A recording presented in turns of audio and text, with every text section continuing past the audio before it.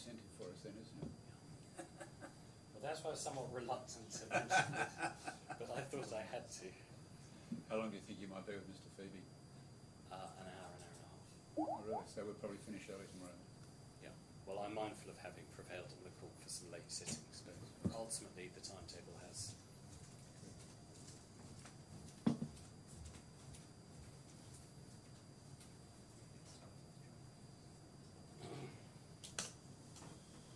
Far better to run under than over, Mr. Bickford-Smith. Far better Well, to exactly, run. yeah. All right. Mr. Mahbood, thank you for rejoining us. We'll resume the hearing now. Mr. Bickford-Smith will have some more questions for you.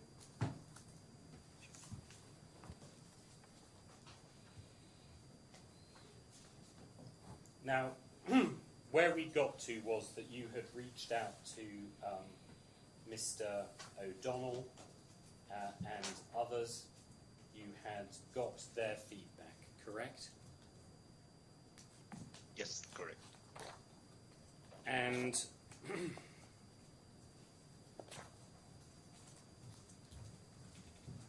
you then said that there comes a moment when you then send a draft of your report to stakeholders, including Jamie Lipkin, who is the head of employee relations, correct? Correct.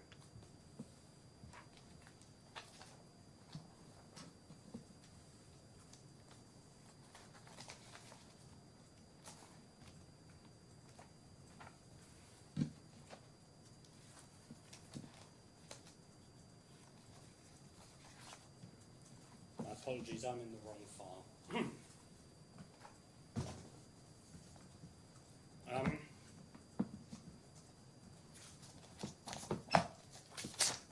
And we see that we see various versions of this, but let me take you please to page 4326.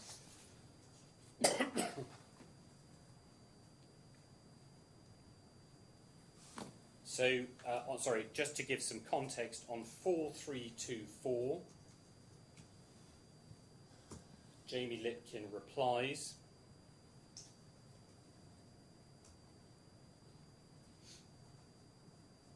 Yes. and we see the format of the document. The court will be very well used now to the various reams of changes on documents. So let's just cover this simply. At 4325, we see text, and then at 4326, we see Ms. Lipkin's replies, correct? And that's the way that this document goes forward, i.e. that whenever there's a page of text with a comment, the next page is the comment, correct? Yes, correct. Now, on page 4325, the first comment that is made, which I think is a general comment, is I don't really get a sense of what these concerns are about. It's very generic to say conduct and culture, but not clear as to why none of these would be speak-ups. And then the second comment is, who raised these concerns and what specifically do we mean? Is there an example? Yeah? And when we go through these comments, we see at 4328, the question that has been raised here is, again, I need some context here. Who raised these concerns?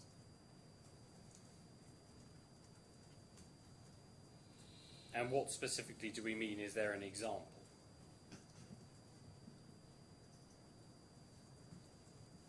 So the question to you is, Ms. Lipkin is saying, let's get into the detail of exactly which concerns have been raised about who, by when, at what date, correct? Yes, I just, I think I need to supplement. So when the matter was assigned to me by Miss Abbasi, she was then the global head of ER. And by the time I completed my report and shared the draft, uh, Miss Abbasi left the bank and Miss Lipkin by that time joined in the same role. So Miss Lipkin did not have the understanding from the early onset of the review. So she was trying to understand. So I just wanted to give the context of her questions because many of the things were not familiar. She was very new to the bank. Yes. But for example, on 4327, we see at, let's just call it the top paragraph, its numbering has changed, but the top paragraph, he raised to the 4 lines down, he raised to global head strategy, governance and core compliance that he was being victimized due to raising the speaker. This concern was also to be assessed to be out of scope of the Speak Up programme and assigned to ER as the relevant function. And the question that's asked about this is, why is this out of scope, correct? Yes, correct. And if we just look again at some of the questions on 4328, question 8, was the ER professional who recommended a disciplinary different than the ER professionals who investigated his complaint, correct? Yes, and correct. So you're asked a series of detailed questions on this. Yes. You then come back with your replies, and the best place to look for that document, so cause that's just to give everyone a sense of where we are. And then we get to 4348. This is V3 of the report.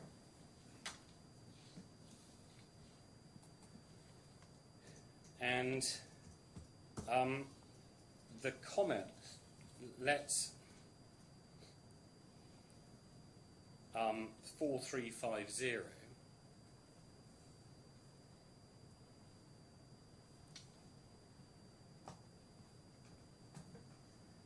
And one of the questions that was asked by you is LJ7, to which you reply. You were asked, is Myrna also an HRBP? And then it says, Myrna handed over the HRBP role. Further clarification available in the findings section. One of the things you don't mention in your report is the detailed email that we've looked at from, the note of the interview. You mentioned the fact that you have contacted various individuals, but when we look at the evidence packet on this at the end, it doesn't include the email that we were looking at. So we can see the evidence at 4366 shows the various attachments. And we have there the escalation to Mr. Amos, the evidence pack submitted by Mr. Mahmood, Barossa, confidential survey, Adam Long, Chris O'Donnell, Mrs. Bargewa's assessment of the role, investigation report, the earlier investigation report, and the discussion. But what you don't attach to this report is your note of your meeting with Mrs. Al-Najjar, correct? Yes, correct. And when you go back on a number of the points of detail here, I just want to clarify where the where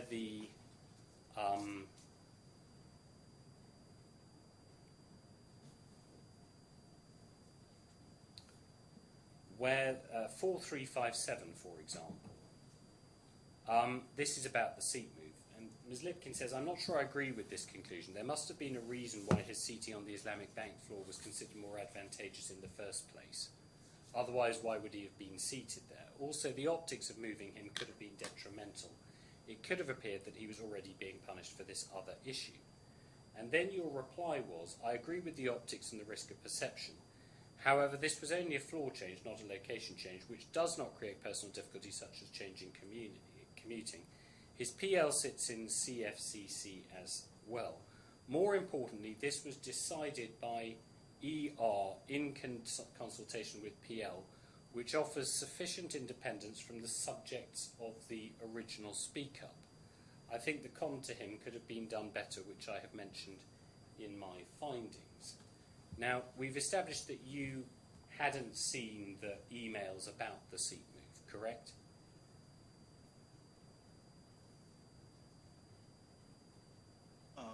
I don't recall at this point. I mean, I knew that the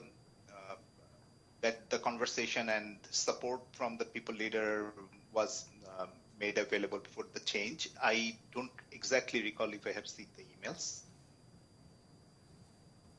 And would it be fair to say of your comment I-22 that what you're doing is you're saying, well, actually, this seat move wasn't much of a detriment and it wasn't connected with his speak-up, correct? Correct.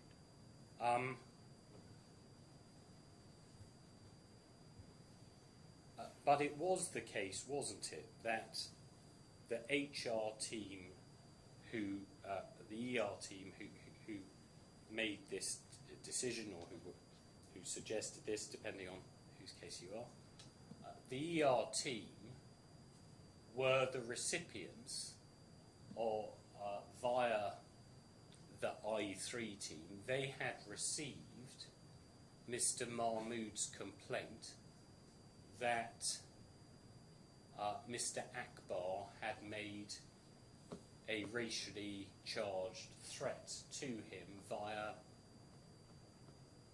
Mr. Vaselli. I mean, you were aware of that, were you, or were you not aware of that? Yes, I was aware. Then you say, comment I-26, you say he was never the supervisor of the Sharia team, so it's not like his authority is being curtailed. He always believes they should report to him. Now, where was that information coming from when you say he always believes they should report to him?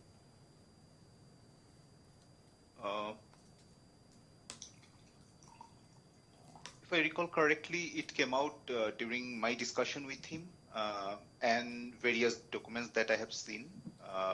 And he also raised the matter in the Islamic Banking Conflicts Register, that he sees this as a conflict, and I mean the Sharia team reporting there.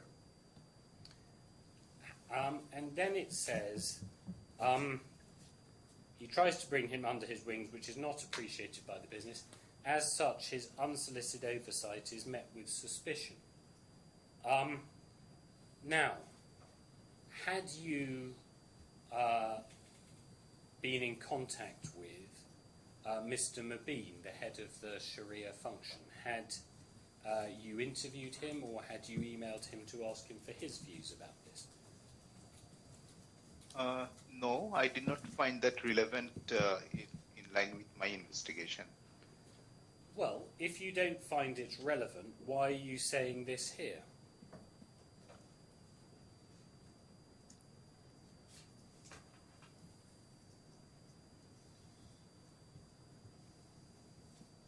So I think I said this here in response to Ms. Lipkin's question, to give her the more context, because the conflict or the alleged conflict of the reporting line, that was out of scope for my review anyway.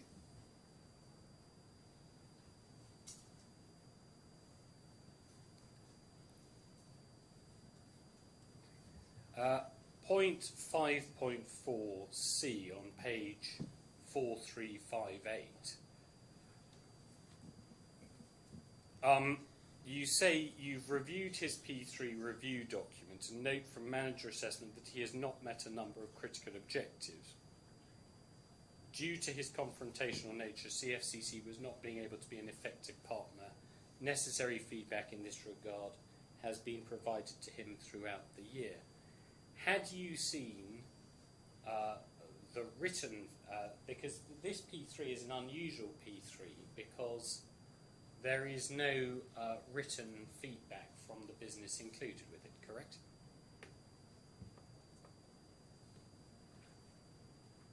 If you could rephrase the question, please. I mean, I Sorry. forgot that. So you say you've reviewed his P3 review document and note something from his manager setup, but wouldn't you have seen, looking at that P3, that there's no 365 feedback from the business? It's just a line manager assessment, and it refers to verbal feedback, correct? The way our P3 works, the feedback 365 does not directly provide input to the performance management system. The performance management system is actually based on manager's assessment only. So I'm not sure if it answers the question. Well, if Mr. Mahmood is saying, I have been victimised, my P3 rating has been impacted, etc., would you not want to look at what actual 365 feedback there had been?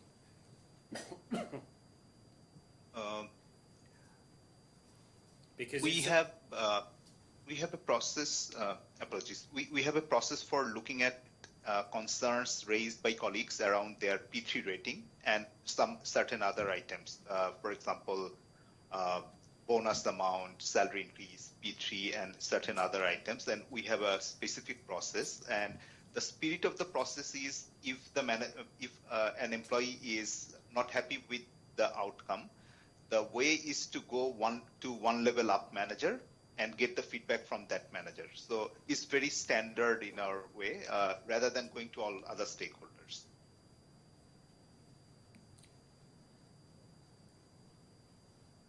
So what you're saying is that this is out of the scope of your review, correct?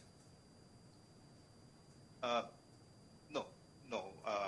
Maybe I'll clarify better. What I'm saying that when you made reference to the feedback 365 or stakeholder feedback, I was just clarifying that our way of reviewing concerns raised by employee on their performance rating or pay decision, our spirit is we will go to upwards in the same chain and rely on the feedback from the more senior managers. Our spirit of the review is not to go laterally and talk to colleagues in general or peers, for example. I was just clarifying that. That is helpful. That is helpful, Mr. Mahbub. So what you're saying is effectively you're going to go up the line, so it's up from Mr. Long to Mr. O'Donnell, rather than down to the detail of why Mr. Long has or hasn't reached his view, correct? Correct.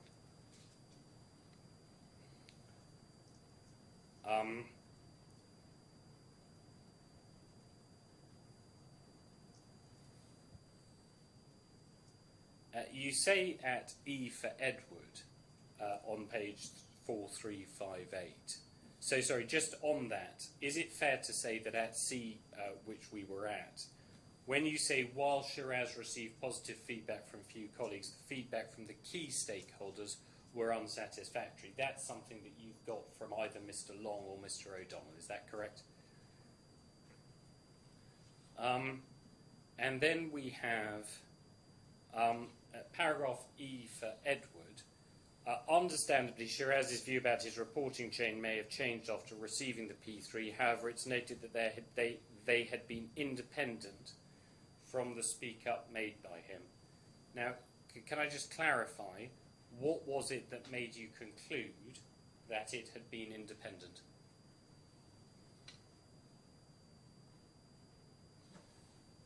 Are you referring to paragraph E? I could not get to. Yes, sorry, it's 4358. 4358, bottom paragraph. Understandably, Shiraz's view about his reporting chain may have changed after receiving a P3 rating. However, it's noted that they had been independent from the speak up made by him. And my question was, how did you reach the conclusion that this was independent from the speak up? Because I have seen the concern that he has raised, and his concerns were not against his people leader anyway. Okay.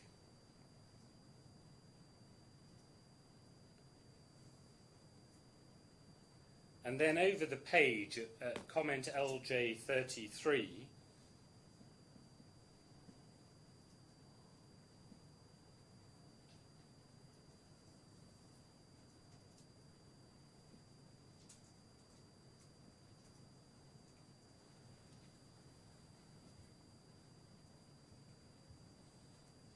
I think if we want to be balanced, you might want to consider that the decision not to initiate a PIP, while understandable post your finding, may have sent a mixed message to Shiraz in the first instance, having had such a significant dip.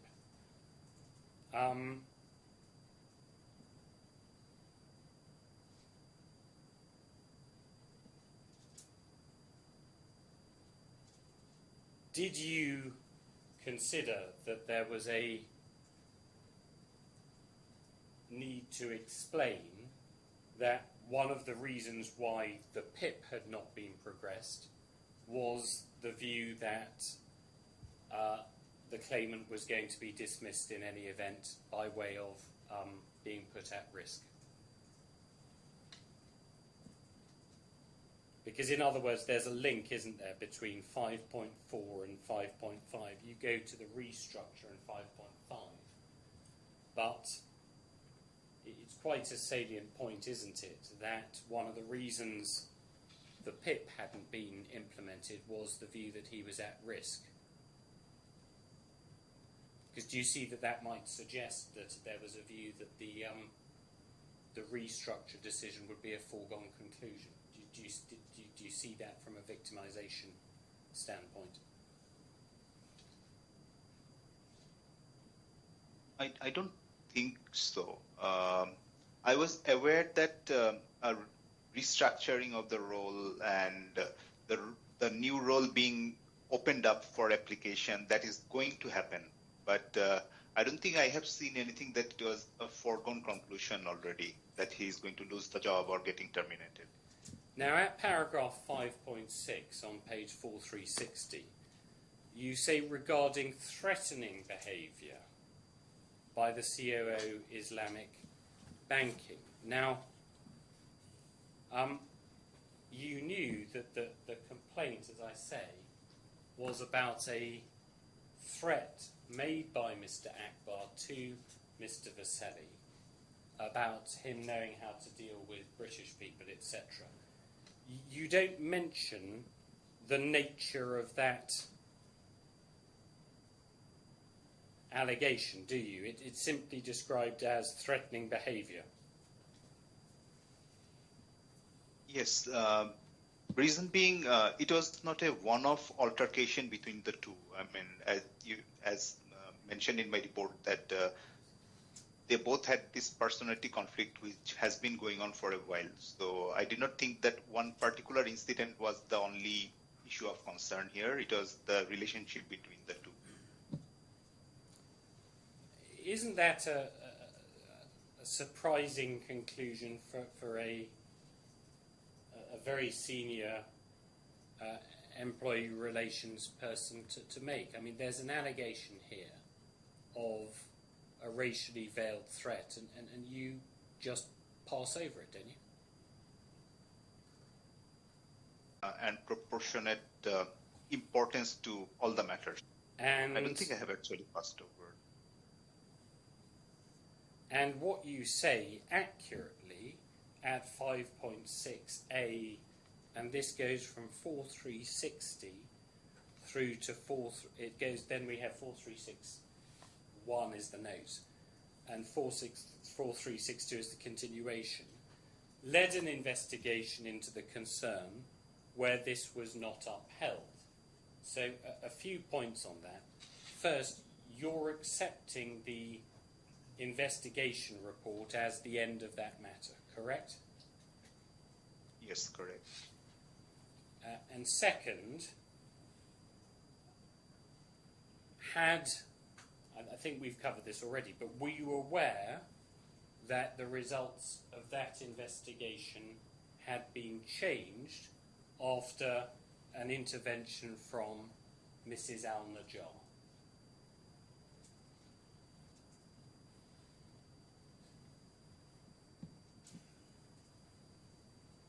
Sorry, was that a question? Yes, the question is, did you know that the results of that investigation had changed after an intervention from Mrs. Al-Najjar? No, I didn't.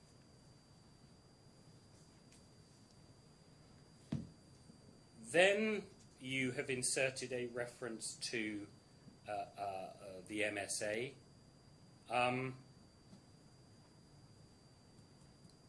Did you see that the offer of an MSA suggested very clearly that the people who had approved the MSA wanted Mr. Mahmood to leave the bank?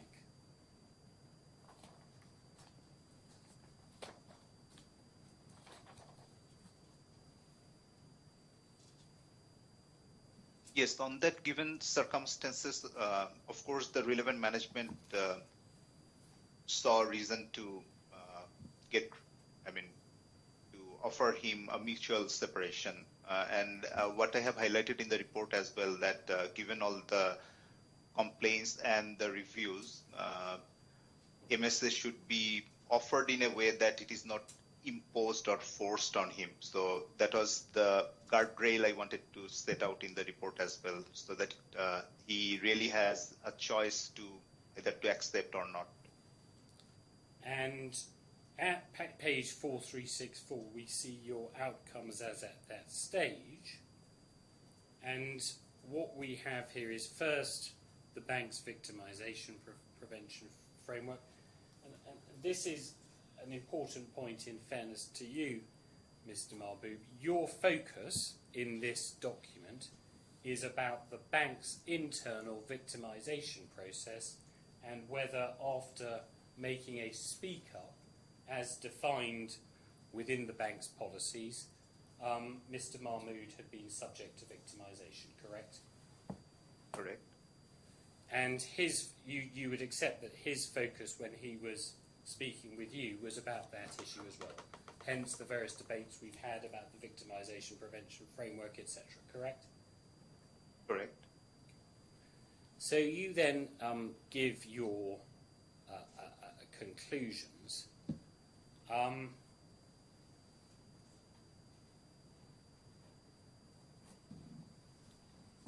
And you say the disciplinary, that would be decided by a separate appeal panel.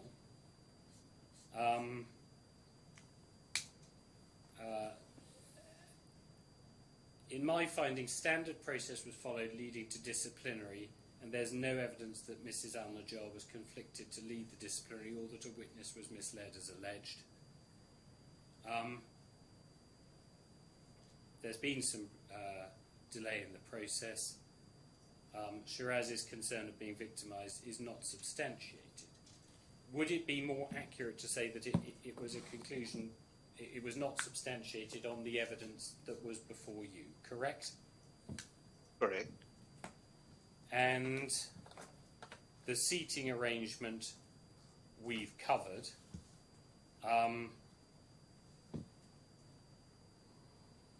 Limiting role, this is about the basic point that Mr. Long was stepping in to do a number of the tasks that Mr. Mahmood had previously been doing, correct?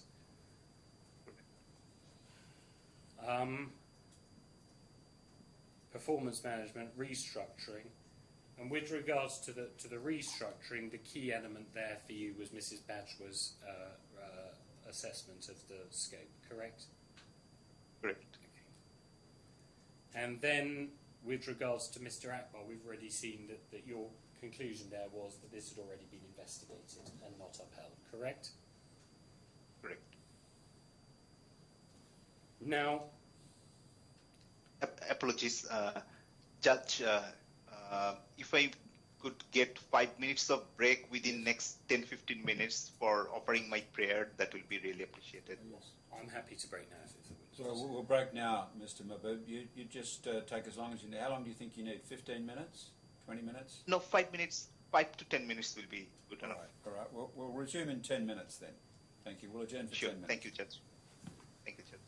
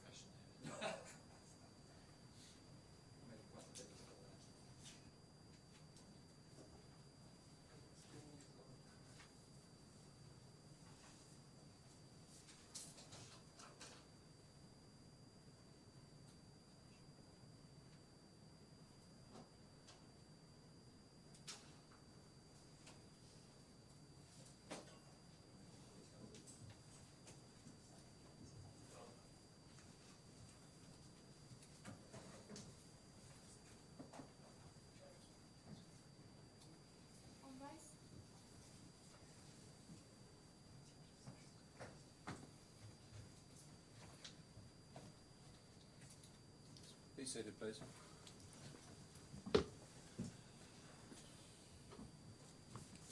Mr. Bickford-Smith. Now, you then circulate paragraph 100 of your witness statement. You talk about an email from Ms. Craig, 3029. I think that reference must be wrong. The reference is 3029 to 3030, but I think that must have been corrected. Wait a minute. The version I've got, the reference is to 4371. That's the correct reference.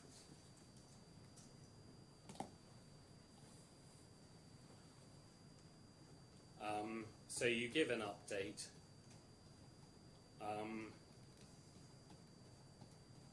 You run it past a number of people. You've spoken to Pavneet, who was managing the appeal. They were seeking to close the outcome.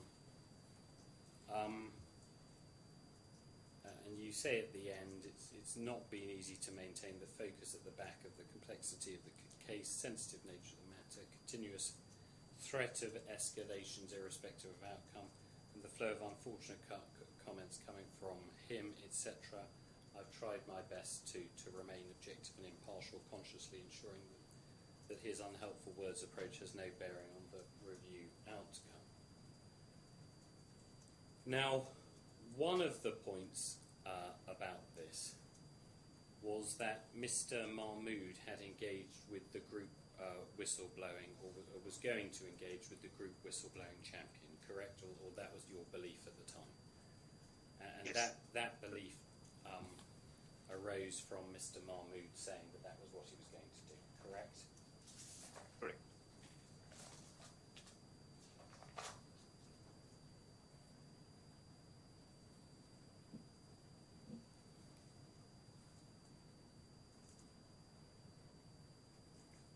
Now, when you circulate your final report, hang on, I think this is at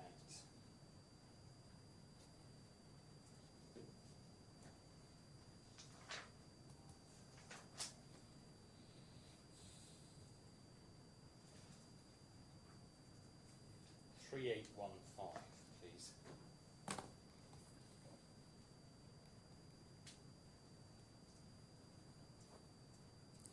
This is sent to Mrs. Al-Najjar.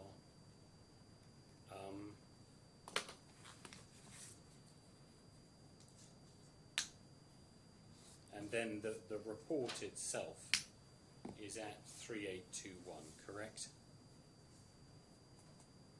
Yes. Yes, correct. Now, that's the copy we have here. But there's another document that went with this, wasn't there? Can we go to 4304, please?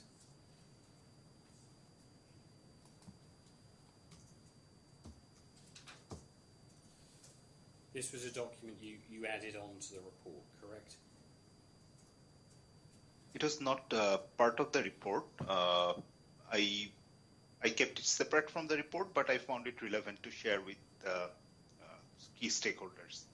So the point is, people are getting the report, and then they're also getting this document at 4304, the key stakeholders, correct? Correct. And we have here item 1. Shiraz declares he has limited confidence on the bank's review. He continues to escalate similar matters to different team stakeholders of the bank, so far triggering at least 4 separate reviews to different teams' stakeholders. Such repeated reviews raise the question of proportionality. At the same time, such reviews often create hindrance in carrying out usual management activities such as performance management or organisational design restructuring activity. The bank should draw a clear line on managing such repeated concerns. Now, let me just note this down, sorry. That's 4304. Now, if I can ask you to just to look at the first concern, then the second concern, you're saying that he has a high estimation of himself, correct? Yes. The third point is that one of the reviews was done by the BMA team. They ran a confidential survey. Overall response was very positive. Gives some indication about his personality. And then 4, Shiraz has a history of making separate escalations or raising concerns to different stakeholders, including follow-up repeat escalations on matters that have not yet happened. It's not only about escalation when he's not satisfied, but sometimes escalation even before seeing the result. And you give an example of that. You refer to him planning to reach out to the group whistleblowing champion, and the fact that he's looped in the global head of PLB and ER. Who is the global head of PLB and ER? Was that Miss Craig? Miss Craig. Miss Lipkin was head of ER. She reported into Miss Craig, who was head of combined PRB and ER. So, just suggest to you that there is, where you've got to at the end of all of this, is really where we were at 4055. So that was Mrs. Al-Najjar's interview with you, meeting with you and the points. And effectively you're doing the same thing, I'd suggest to you, as Mrs. Al-Najjar, namely you're saying to anyone who looks at your report, by the way, this is a problem employee, correct? No, not really. I think I need to explain this part.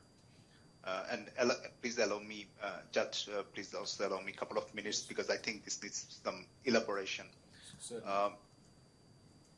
As an investigator, we usually rely on not only what a person is saying, but also the demeanor, the credibility and stuff like that during our investigation is a very globally acceptable way.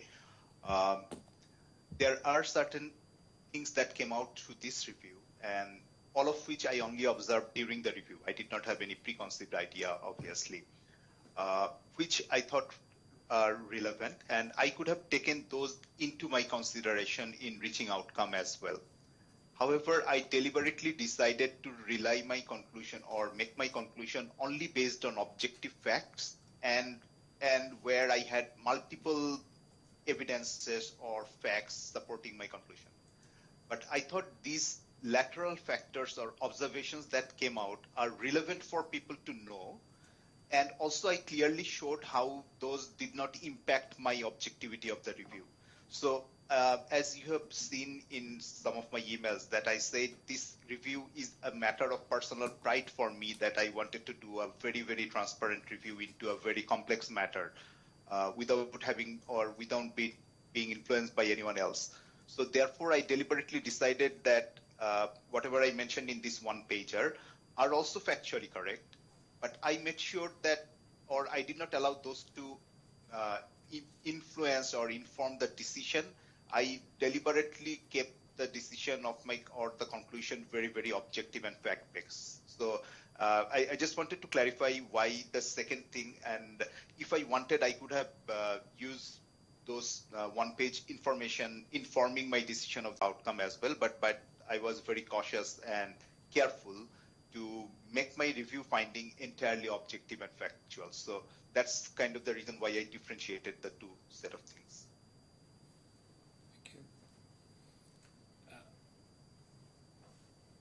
But do you accept that you had formed a highly prejudicial view of Mr. Mahmood, correct?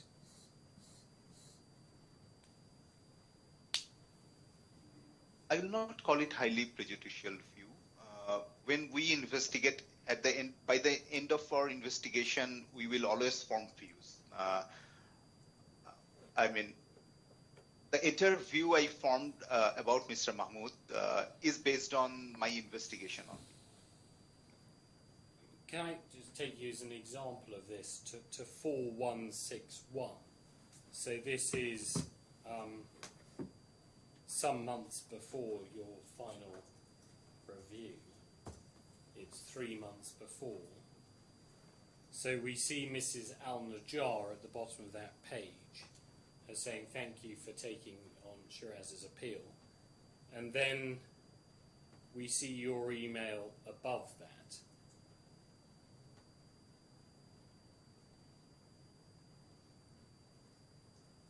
So I suggest to you what you're saying in the first sentence is, we've got a little smiley face,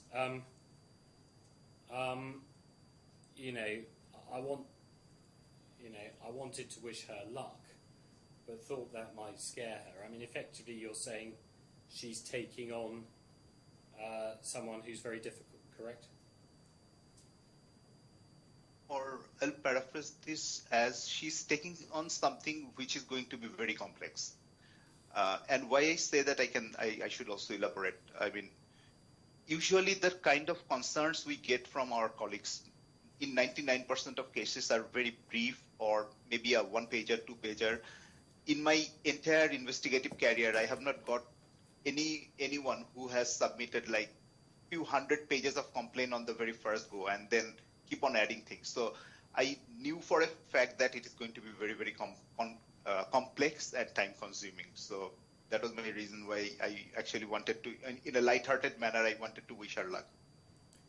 And in 4160, Mrs. Al-Najjar says, join the club. It's very sad that he spends most of his time complaining instead of focusing on work.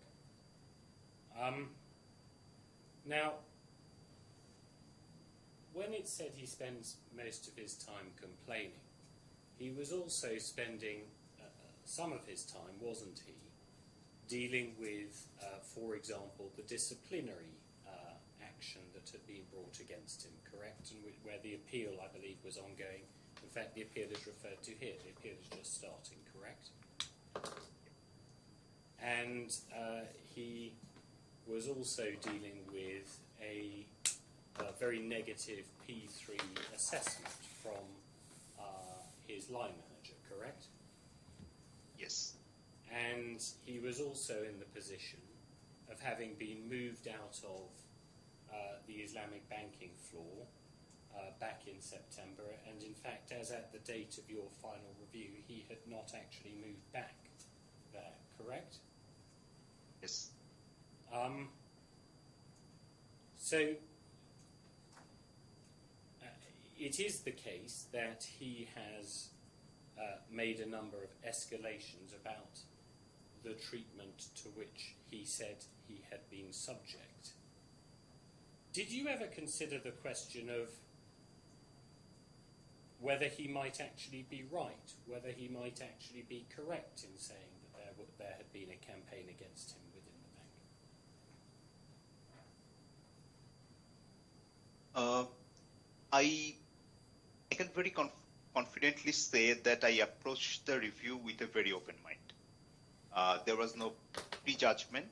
By the end of my review, I could see, and because none of his concerns were substantiated in my review, so I could see, or I could form a more informed opinion by the end of my review.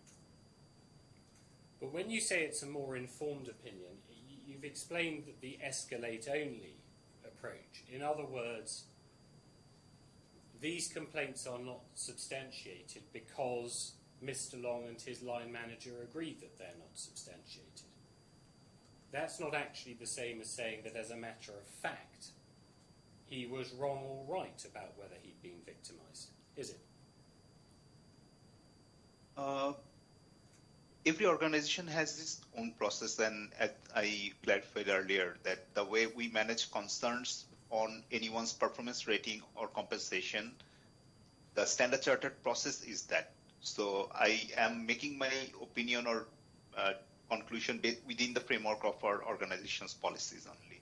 And what you are, the nature of the brief as you saw it, you are reliant upon the bank's policies and procedures working correctly, yeah?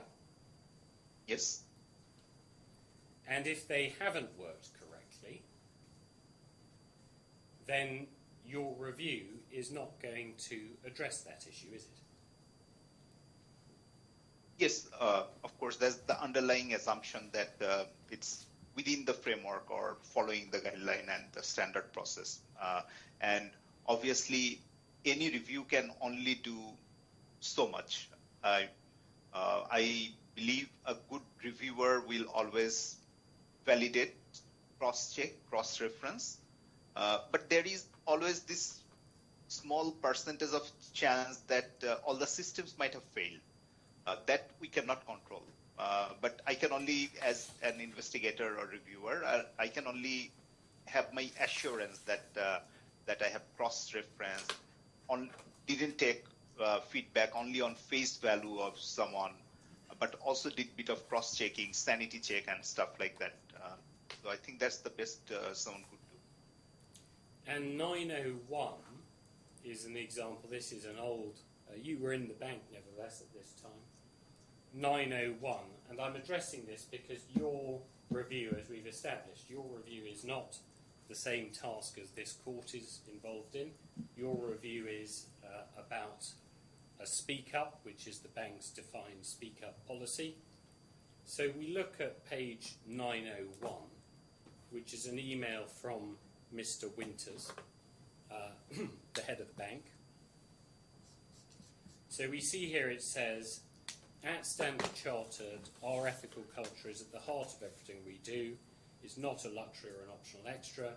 It's embedded in the way the group does business, and it serves as a competitive advantage and real differentiator. It's something we should all value and work to protect. Then we talk about the group code of conduct. You agree that the group code of conduct embeds within it the principles of first speaking up and secondly non-retaliation for speaking up, correct? Yes, of course. And what's said there is it's essential that each of you feels able and confident to voice any concerns you may have. I'm aware that this has not always been the case in the past. We've taken steps to address this. We've made improvements to our Speak Up programme. We're fully committed to ensuring that individuals who speak up receive the necessary support. I want to assure you that the concerns raised by Speak Up will be investigated independently, thoroughly, and in absolute confidence. Now, Mr. Mahmood's, just going back to basics, one of his complaints is that within, I think it's 16 days, 14 days, of raising Speak Ups to Mr. Winters and Mrs. McDermott, the CEO of his banking unit is making comments that people should feel free to make speak ups, but if anything happens in a speak up, he would at most be reprimanded. So that's a fairly clear allegation. It's fair to say that you never interviewed anyone who'd been in that meeting or asked Mr. Shape whether this had happened. You didn't do any of that, correct? Yes, I mean, my review had to be proportionate. I mean, the purpose of my review was not to redo some of the fundamental processes that the bank already had, but to see whether the processes were followed and whether the steps and the outcome looked reasonably fair. I was not there to redo each of the steps. I mean, nobody could have done that. And we see at 4438,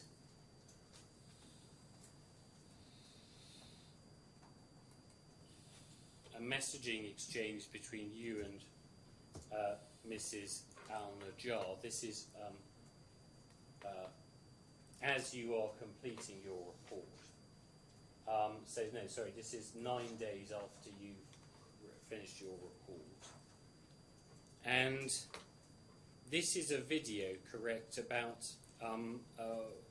speaking up and so on at the bank, correct? That's what triggers this email messaging exchange, correct?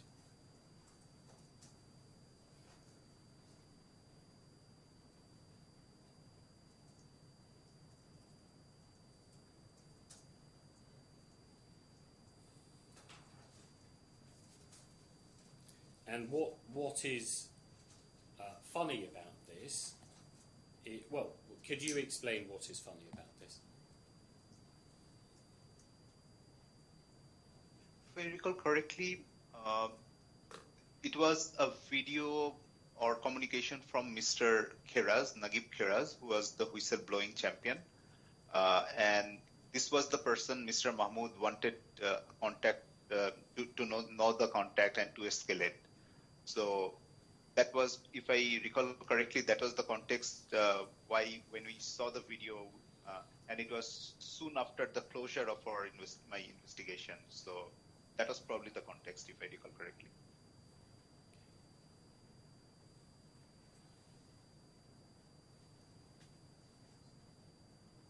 Your Honour, I'm going to rest that. Yes, all right. Thank you. Mr. Sethi, do you re-examine? I have no re-examination. Thank you, Your Honour. Good. Thank you very much, Mr. Mahboub. That completes your evidence. You're free to go about your business. You have no further obligations to this court. The only continuing obligation you have is not to speak to the one remaining bank witness, who's Mr. Phoebe. I don't imagine you're going to do that anyway, but please don't speak to Mr. Phoebe before the weekends. But otherwise, that completes your involvement. Thank you for your assistance. Thank you. Thank you very much, Judge. Thank you, everyone. Now, thank you, Mr. So you can leave whenever you like, Mr. Phoebe is available at 10 a.m. tomorrow? He is, Your Honour. All right. So we'll adjourn until then? He'll be remotely Yes.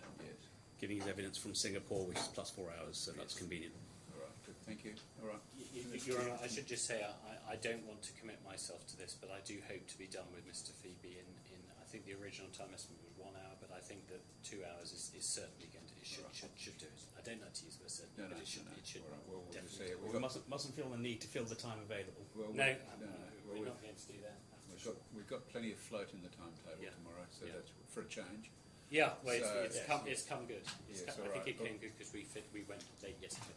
Right. We'll adjourn until 10 a.m. tomorrow.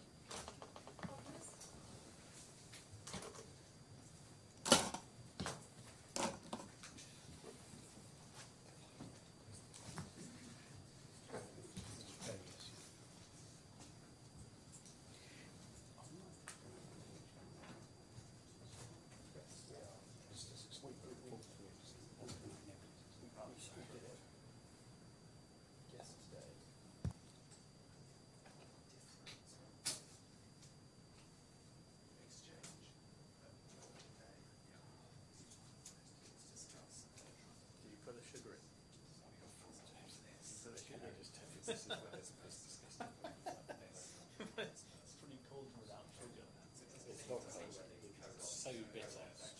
But you know, like what I call the nasal espresso, like you get in proper like bars in the south of Italy. You know?